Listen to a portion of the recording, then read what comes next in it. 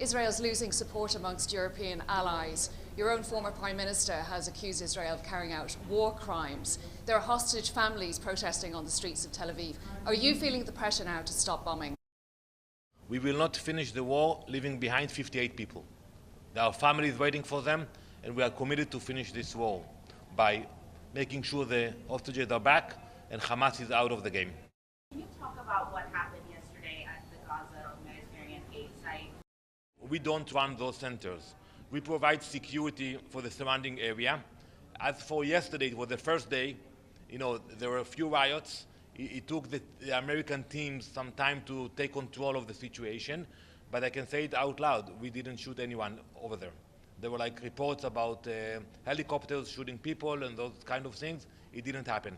Not even warning shots? No, not by us. Not by us. Ambassador Kristen Salumi from Al Jazeera English. One of the speakers we're expecting to hear from at the meeting today is an American surgeon who's been in Gaza and has written and spoken publicly about his experience there, saying that he witnessed children deliberately targeted and shot, often in the head during the ceasefire even. How would you respond to the allegations that he's raised? I agree with you. There is suffering in Gaza, but the blame is on the shoulders of Hamas.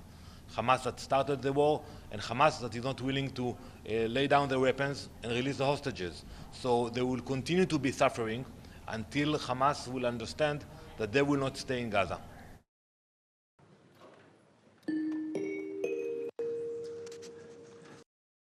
Children are supposed to be protected. In Gaza, these protections are simply gone. Every day, the distinction between combatant and civilian is erased. Most of my patients were preteen children, their bodies shattered by explosives and torn by flying metal. Many died. Those who lived often awoke to find their entire families gone. Last year, I published in the New York Times a survey of 65 American healthcare workers who had served in Gaza. 83% of them reported seeing children shot in the head or the chest.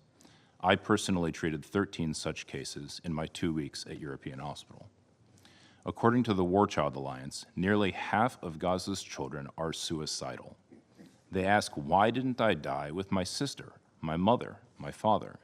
Not out of extremism, but out of unbearable grief. I wonder if any member of this council has ever met a 5-year-old child who no longer wants to live. Family, health, and community have been shattered.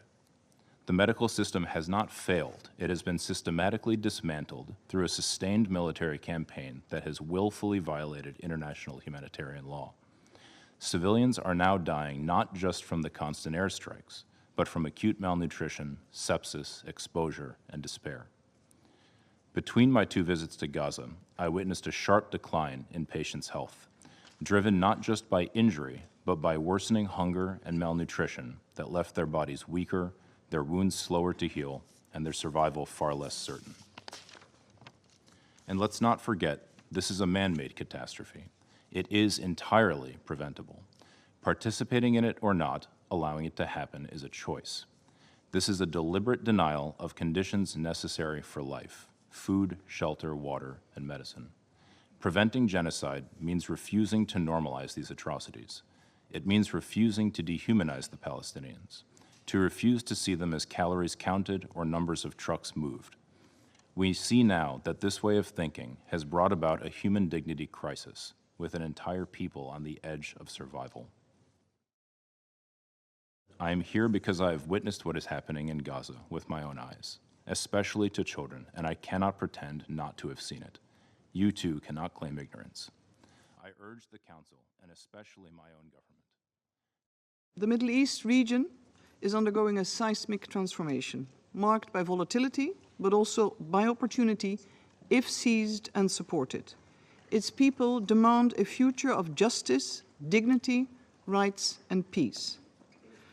There can, however, be no sustainable peace in the Middle East without a solution to the Israeli-Palestinian conflict and security. This was undeniably shaken by the horrific terror. Since the resumption of hostilities in Gaza, the already horrific existence of civilians has only sunk further into the abyss.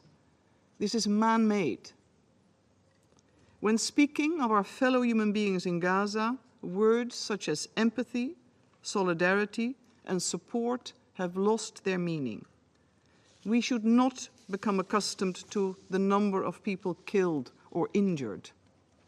These are daughters, mothers, young children whose lives have been shattered. All have a name, all had a future, all had dreams and aspirations.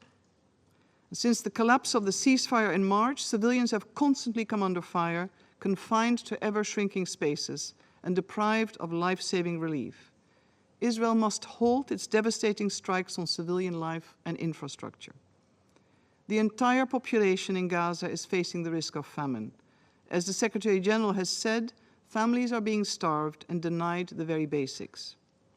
On May 18th, the United Nations was informed by the Israeli authorities of the approval for the resumption of limited aid entry into Gaza. Since then, very limited numbers of goods have entered and have been distributed by the United Nations and its partners. But this is comparable to a lifeboat after the ship has sunk. The United Nations, including UNRWA, will continue to provide humanitarian assistance based on the principles of impartiality and neutrality. We have a plan in line with international humanitarian law and Security Council Resolution 2720. We remain committed to engage with all parties to implement this. We cannot, as has been stated often, participate in any mechanism that violates humanitarian principles. And allow me to reiterate that aid cannot be negotiable, and there can be no question of forced displacement. Civilians in Gaza have lost hope, Mr. President. Instead of saying goodbye, see you tomorrow, Palestinians now say, see you in heaven. Death is their companion. It's not life, it is not hope. Palestinians in Gaza deserve more than survival. They deserve a viable and vibrant future. The taking of hostages on the 7th of October by Hamas and other Palestinian armed groups. The upcoming high-level international conference in June, co-chaired by France and the Kingdom of Saudi Arabia, presents a critical opportunity. It must not be another rhetorical exercise. It must launch a path towards ending the occupation and realizing the two-state solution. Two-state solution disappear. Let us be the generation that chose